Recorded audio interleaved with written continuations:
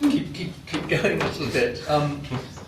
Can you talk more about the language of those lines then? I mean, the use of the heroic couplet, the way that, again, it's an auditory thing. You can as soon as you hear one end word, you can guess the rhyme. You know, Rome, up, down, here it comes. So on and so forth. I mean, is that part of that sense of an absolute conventional form that recedes? I think so. That's kind of the way that the precise way that I'm reading it. That the idea is actually not to interrupt with aggressive auditory or visual tactics in the poetic technique. So to produce the kind of most regularity possible, actually, so that the associate sensations take precedence instead. Sorry, to continue with the intention, do you really think that happens though? I mean, I guess that's Yeah. I mean, I think the couplet is such a strong form. Right. And it's something it's a form that forces you to hear it Right. in a way that, say, blank verse doesn't. Right. You can listen to blank verse without even being aware you're listening to verse sometimes. Right. Whereas the couplet it kind of gets in your face. Mm-hmm. But it gets in your face as well in a particular way, in the way that it organizes. Well, in Pope, it organizes an argument. I don't think it's doing that for Darwin. I think it actually. But you can hear Pope there. I mean, Alps on Alps, Yes. arrives and all Yeah. that. You can hear it, but also, I mean, the kinds of processes you're talking about, right? I mean, if you look at something, you look at a tree, the filaments or the outline of that tree is matched on your retina, right? I mean, you're talking about mimesis, and there's a way in which the couplet is a fundamentally mimetic form. And that, I mean, that's one of the things I think it does, right? I mean, it echoes itself as it goes. Right. Variation, So repetition with difference. Right. I mean, and so there I've sort of wondered if the form is rather mimetic of the kind of building of physical bodies in the system, which absolutely move through couplings from lines into circles into more elaborate organs, and so I think there in the sense in which we hear a line become a cycling back and a cycling back and a cycling back, there is an echo instead of the kind of recursive motion of configuration that builds bodies. I also think that there's some ways in which we're just in which we don't see or hear, clearly don't see or hear this poetry as Darwin thought that intended it and sort of thought and theorized it to be seen or heard. So one thing that strikes me as very interesting, and I've worked less on the metrical question, which is a really important one, but I was thinking about allegorical personifications in this poetry, which are kind of everywhere, from sort of gout to shipwrecked, irritation itself, kind of paraded forth with a capital letter. And so for us, I think those are incredibly obtrusive, but in the aesthetic passages in the Botanic Garden, where Darwin is kind of talking about what poetry does, he also celebrates the capacity for those figures the relative capacity for those figures to recede in poetry. He compares it to the sister art of painting, where in order to personify gout, irritation, shipwreck, there would actually be a human body on display, and is instead interested in precisely the way that you can slip in one of those abstract nouns in a kind of middle way, where we're making it the agent of a construction, which I think is important for the way that he's interested in animacy, refuting activity and passivity. So we're kind of making process, an abstract noun of process, the protagonist, in a way that doesn't actually irritate, he says, sort of so overly stimulate the eye as to force us to produce an improbable human-like figure of irritation. So it's actually sort of a way of conceding agency to this abstract noun that's supposed to slip in under the radar, which is really hard So the question of whether it's a success vis-a-vis its own aesthetics is another one that I wouldn't want to. Is it in this poem that he talks about beauty being related directly to the mother's work? Yes. I mean, I endlessly. think that anytime something strikes you as beautiful, because it, it has a curved line, you will feel that sort of vague, milky, satisfied feeling. Okay. Well, I mean, grown-ups are like that. But that seems to me to be a real point in your favor, that somehow there's a kind of synesthesia that's before the division into sight, and so that the sight of beauty recalls whatever this originary sense of beauty was, and it's so connected to the body. Yes. It's actually a very, you're bringing to mind the way that there's a similarly unexpected revision of what constitutes simplicity or complexity. So first perceptions are complex in just that way. They're mixed and they're all at once. And so at words that strike us as abstract because they're specific and technical and not actually reduced to a simple concept, are for him closer to the real, to the physical. So words like white and sweet for him are actually are second order. Those are because they're clearly derived from the comparison of multiple things that were much more complicated in themselves. They're about the abstraction of so words that, for instance, in Wordsworth's poetry would come to emblematize a sort of virtuous simplicity. It's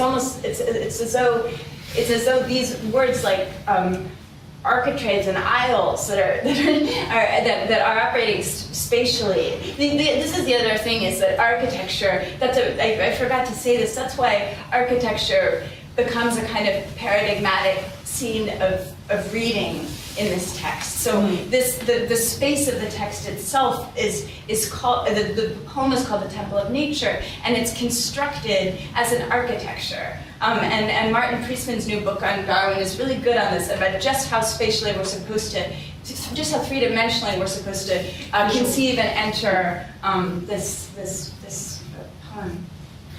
So I have a question about, there's these sort of two ways of thinking about the relationship between the living being and its environment.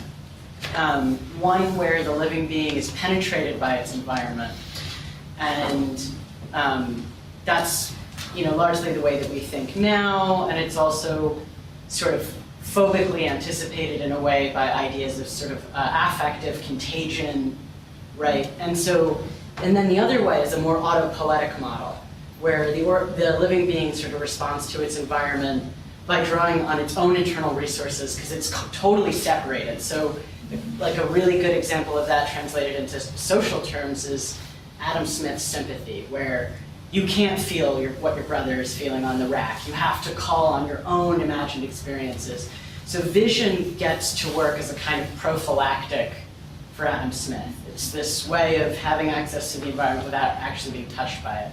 So I'm curious, is vision operating that way for Erasmus Darwin, who seems to have this autopoetic model where imitation is allowing the living being, maybe even the organism, to sort of change from within? Or is something more radical going on there with breaking through that barrier?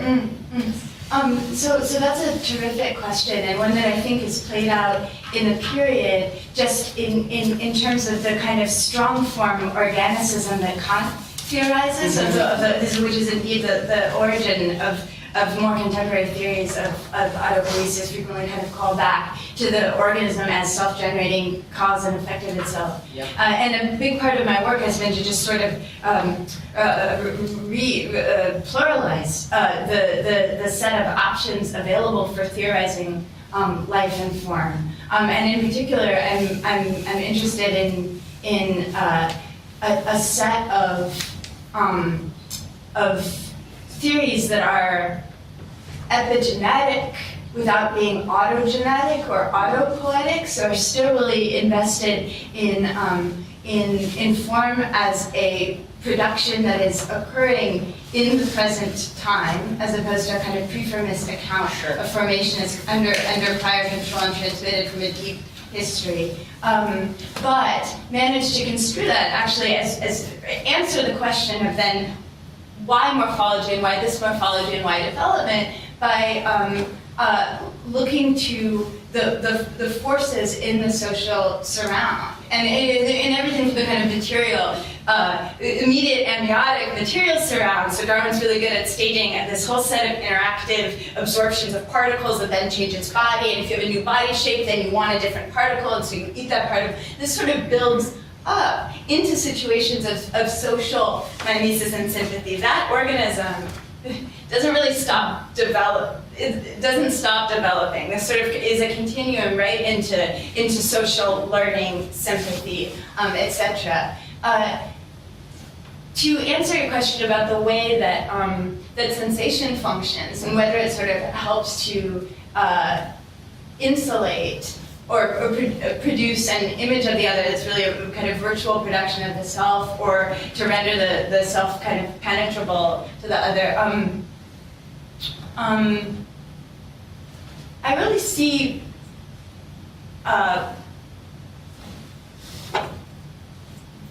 both as happening in this poem. And I guess there's a very committed and incessant refrain that none of these sensory ideas are self-generated at all. They're all a record of this kind of real physical set of interactions that's sort of literally interwoven into a frame that therefore can never really be proper to the self. And that, I think, is the major message. On the other hand, in this just this moment, really in just this poem, where we're deriving from this alteration of the definition of mimesis into a sort of intrasensory, intramural set of relationships between sensory systems, there I see a kind of more internalist model where one can imagine that suddenly, because another sense has entered the picture, it's as though vision, we gain a distance that puts vision on our own vision on a screen. There's some form of internal distantiation that then motivates aesthetic production instead. So it begins to sort of constitute a break between the self and world. Although I guess, sorry, this has been very rambling, but I think it's maybe about a kind of temporal disjuncture rather than a pure break. So it's almost as though innovation comes from the lagging behind. The way the body will lag behind because it has it's built up out of an archive of real prior interactions. Yeah, I mean, I would say that's a very good question. I think that for Smith, in Theory of Moral Sentiments, the emphasis is on the person who is the perceiver, the experiencer, in a very vague way, and not on the force or the particular effect of the external stimuli. And I think Darwin has a far more powerful account of how whatever is perceived leaves a trace, makes a mark in a certain way, physically, that's inescapable. And Smith is precisely about suppressing that very idea, which would in some way make, it doesn't mean the mind is permeable, but it means it's marked physically in a way that Smith absolutely cannot admit. And so I think, but that you're right, it introduces a temporal dislocation. Yeah. And the problem of imitation. Will I end up imitating? Yeah. Or And the space of innovation maybe comes not from being able to produce something generally new, but actually just from that discrepancy between present pressures and past ones. And the other thing that's interesting is it's not really, the imagery is not so much that of trace making. It is this sense of learned motion. so this kind of training. So this is the other thing, is that these figures are not conceived to be static, but are more choreographies. So for what that's worth, it seems to be a slightly different modeling of what it means to be an archive of prior interactions, with real physical interactions with the outside world. Yeah. So I really like the presentation a lot, and it's I think there's like a whole series of questions that I have. I'm trying to figure out which one to propose. I know that I think many of my questions actually all are variants of the question of whether or not there is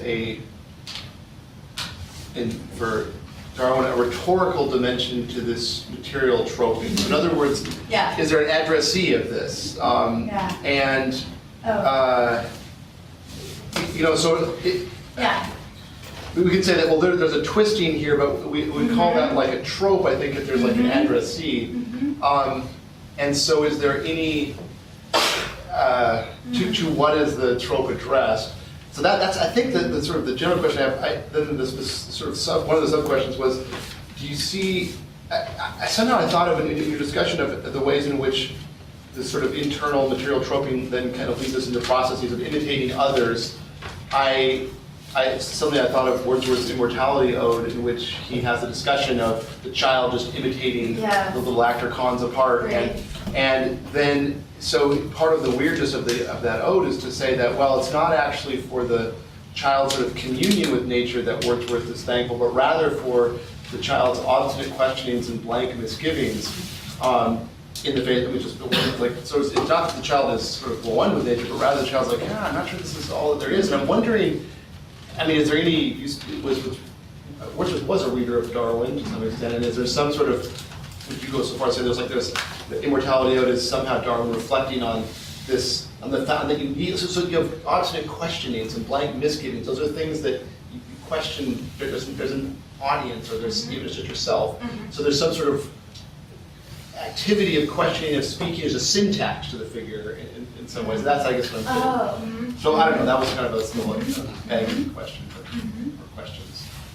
Yeah, I mean, the place that I landed thinking about Wordsworth was with this, what seems to be echoed in lyrical ballads about, in the preface to lyrical ballads, about the way actually that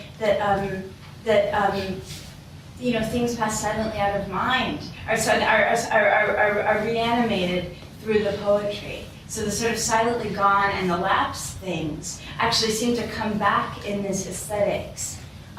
The question about an addressee, first of all, I didn't really, it was very difficult to decide what passages to focus on. But there are really much more directly second person addresses in this poem, and they kind of work in this way of sort of attempting to move the addressee's body. So may my lines your rolling eyes engage, and your soft fingers turn the volant page, or something like this. So I think the speaking is built out of these sensory procedures that were not necessarily outward directed towards an addressee, but nonetheless were always multilateral. That's kind of where language comes from, and then the same kind of physically congruent modes of address can be summoned in the poem to address a reader, kind of so formed. And I guess that it's possible that the poem does a kind of sensorium to sensorium communication that is better than forms of prose speaking at kind of alerting reader interlocutor to the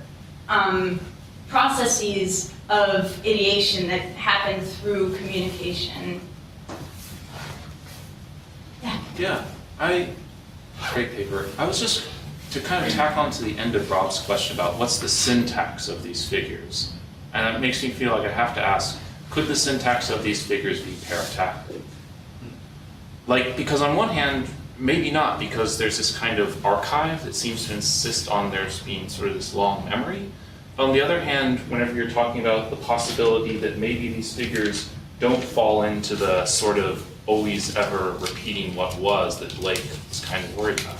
And I'm just kind of wondering if that term might be helpful to think about what this is. Maybe not, but one is tempted to tie things together. You're helping me like also pick up a thread that dropped there too. I mean, I think that I want to kind of build up towards thinking precisely about what is the difference in a strong sense between the poetics of someone like Erasmus Darwin and the poets who come after, who I think oftentimes are really assuming and using the same physiological premises, but I think with sort of to different political purposes, where sort of establishing a break is what becomes valorized and important. This is not a critical poem that is worried about the progress of society. It's not terrifically concerned about the sort of programming of the body to fit the extant. The Botanic Garden is really different and a much more sort of disruptive and revolutionary poem. And so there, also formally, it's less hypnotic. I don't think parataxis is. I don't know. There's an underlying atomism that's part of Darwin's Lucretian heritage that sort of makes constellation a possible principle of composition, but I don't actually see it working that way very much. This feels more metonymic to me.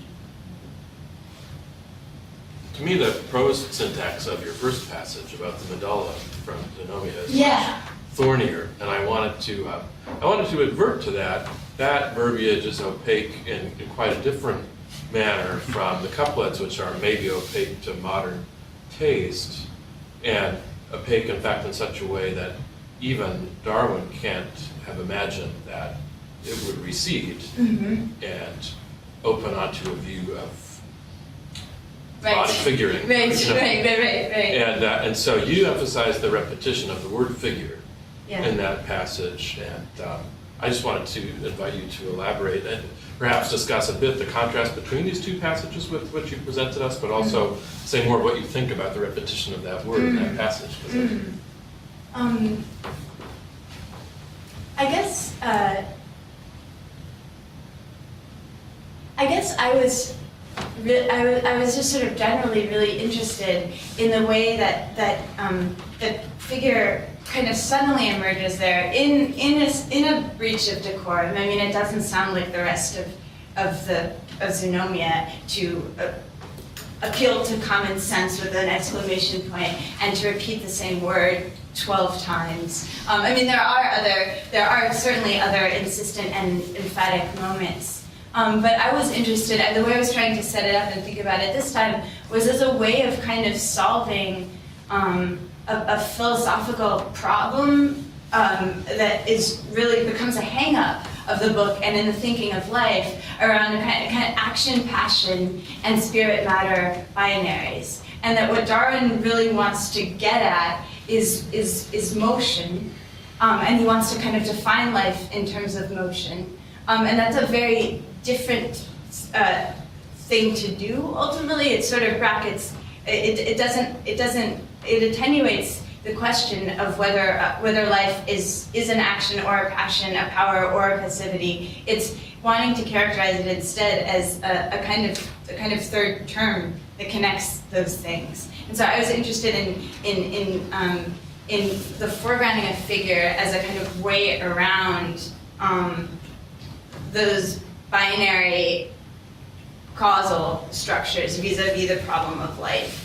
Then, rhetorically, I was also trying to think about how personification happens and doesn't happen in the passage. And I think what I've decided is that persons, the passage is not intent to make persons. It's actually disaggregating a trope of personification from a trope of animation.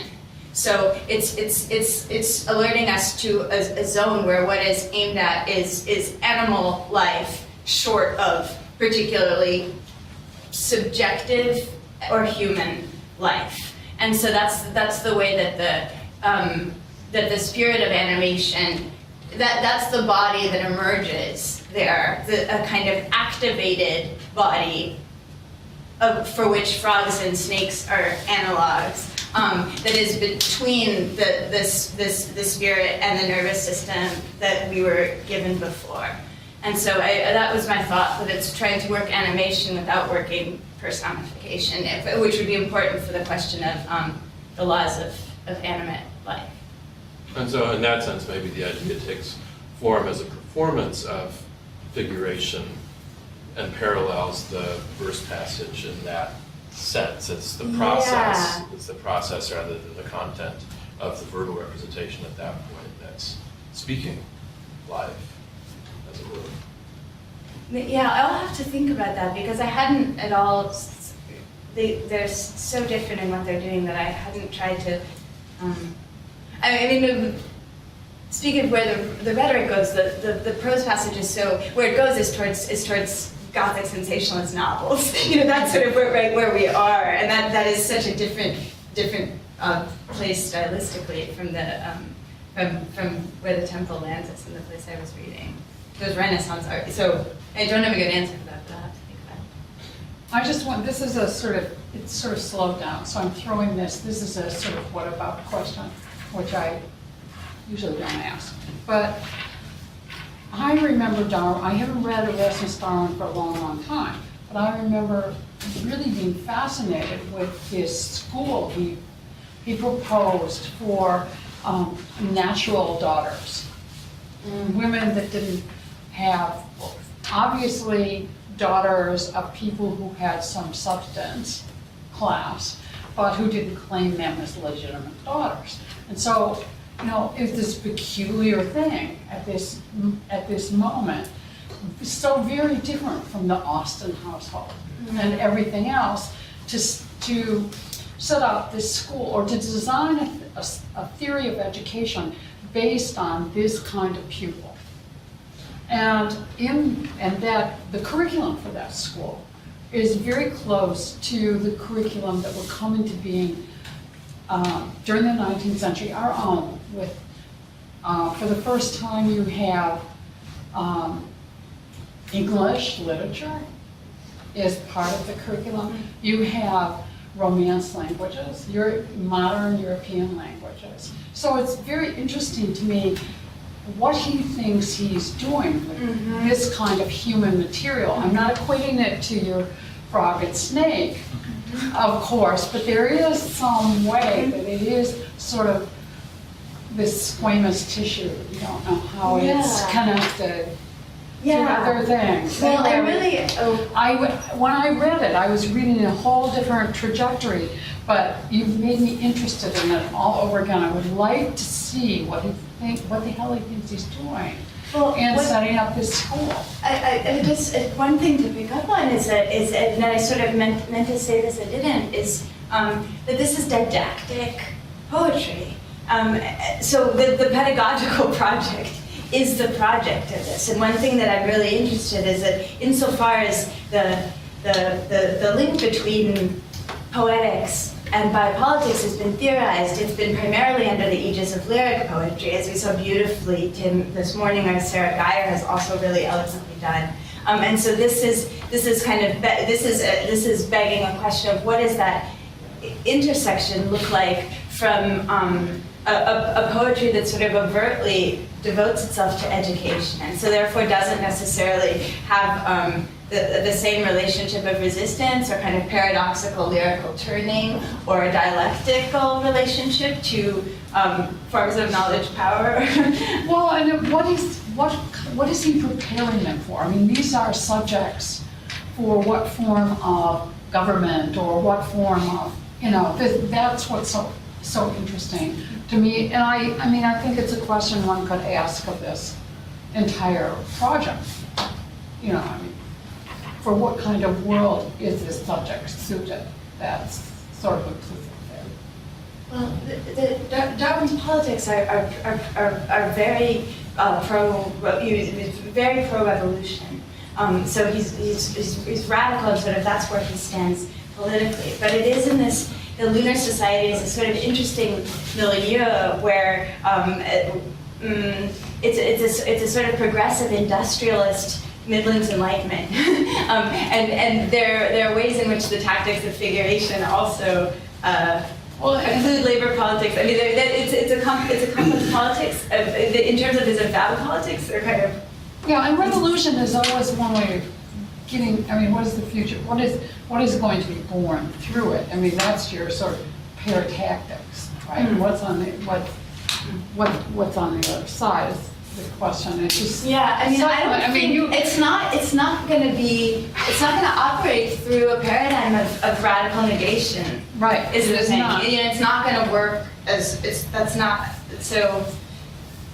Anyway, interesting. in- Thank you for in- making me think about that. It was half baked, but nobody else was talking. Yeah, so I'm still trying to get, I think I'm still trying to wrestle with expressing the first question that I asked. And I was thinking, as you were talking about Darwin's discussion of the eye and the impression of the object on the retina, that as then thinking of Helmholtz's discussion of the eye later in the century. What's interesting about the difference between Helmholtz and Darwin is that for Helmholtz and for some of the people that came before him, what's really interesting is the tracking that the eye does. So it's as though Darwin's eye just sits there and things impress upon it. Whereas what people like Müller and Helmholtz are interested in is how do you actually see things, perceive objects by a movement of the eye. So they take it as axiomatic that you do only perceive things if you move the eye. And second, how do we understand that activity of tracking something? And one of the things that Helmholtz and Wundt do is say, okay, well actually, what the eye is like a mathematician. The eye is basically using something like formula, like it's differentiating and it's integrating in a calculus fashion in order to determine the movement of an object. So I guess the connection here is that those are figural. Well, they're figures. It's like as though it's using numbers, in order to kind of figure out what's going on. And it's a very different notion of figure. But I guess that when I asked, so what's the addressee of this mute language? I was thinking for Helmholtz, it's basically there's like some unconscious mathematician who's like addressing him or herself by writing down things, saying, okay, well, making observations, doing this, and then integrating and saying, okay, well, there's probably some error here, so this is stable, this thing's stable, it's not just me moving around, something like that. And I wasn't sure, I mean, Darwin has a much more complicated version, I think. It's sort of, I think it's almost as though the unconscious figurality of the sensation addresses it to is like motion that addresses itself to some other motion. Like there Yes. isn't, I think that's really well put. I think it's about the communication of motion. yeah, the very One physical thing's sense. motions to another. Yeah. Okay, so maybe that wasn't the question. No, I think it's great, but I do think that there is a kind of, I mean, one thing that's helpful, I do find Jonathan Crary's argument in Techniques of the Observer really relevant here. So there is a very, if you want to think about, if you want to accept the chimeric score as a previous model of the mind that had within it the room you're kind of talking about, for there to be a supervising subject that was somehow doing a calculation on the process of vision, that the kind of virtual floating subject imagined in that space. And what Crary says is that kind of with the physiology, with vision becoming physiological, sort of enters into the unstable temporality of the body, and that space kind of collapses. So the subject just kind of is the surface of that interface with the world, and on which the world is drawing. And we get this sense of objects painting on the retina. It happens in Darwin as well, and indeed of the body being kind of moved like a puppet by motion. So irritation or rage or sympathy, in the sense that Adela Pinch has taught us, actually kind of coming upon the body and moving its limbs around. But anyway, to get back to the eye, I was just very struck this time reading about how how that's where the idea is said to lie. She has a moment of throwing away the camera obscura that is very deliberate. He says, first, if this image is painted on another surface besides the eye, pray tell me, where is that surface? And we've been fooled by the pleasurable trick of the camera obscura into thinking that we have that space and we do not. I think it's contact. Yeah. there. May I just follow up on that real quick on what Robert? Müller and Helmholtz in particular, of course, say that there is no mimesis, direct mimesis between the inside. So the problem for Müller is precisely, let's take to the eye. If I go take my finger and push it, you see something, but the stimulus is not sight. Right. And the light on my skin is warmth rather than an image that should, Yeah. So it seems Yeah. like, so it comes back to There's both. imitation. It also comes back, I think, to Phil's question of how does the body, the Helmholtz, the epistemological question is that that's a huge abyss that suddenly opens up because Right. our center, because each nerve is, so to speak, yes, we think with our fingers, Right. we perceive with the fingers, yes, we do, but there's so many intermediate stages and each agent is not contributing to the whole, it's just doing what they're pre-programmed to do, that we have no security of Yeah. what there is, whereas I Yeah. hear you with, there's a much greater trust in the world Yeah. as it is, Well- impinging itself on. Warren said that there is a mark, and Helmholtz would say, yes, there's a mark, but we don't know what it means. Where it seems like what you're saying with Darwin is, oh, it means what it is. It's that Yeah. mark And that's that's self-speaking. the work of touch, and touch is particular as a figure in that sense of a physical embodied contact in touch. And what's interesting is that then from there it gets more abstract and uncertain. So yeah, it's like touch is the anchor that assures that roots empirical epistemology in direct contact with the external world. And then the others are doing these kind of procedures of abstraction. And then temporally, we also get a sense in which the motions of the body do gain their own momentum. Uh-huh. So I didn't focus on this at all, but there is a growing sense of kind of unconscious the discrepancy that Yes, we're talking yeah, about, temporal yes. discrepancy Yes. between that impress. But yeah, it is. That's the place where that security is wrought epistemically. Okay, I think we should have a break. Thank you.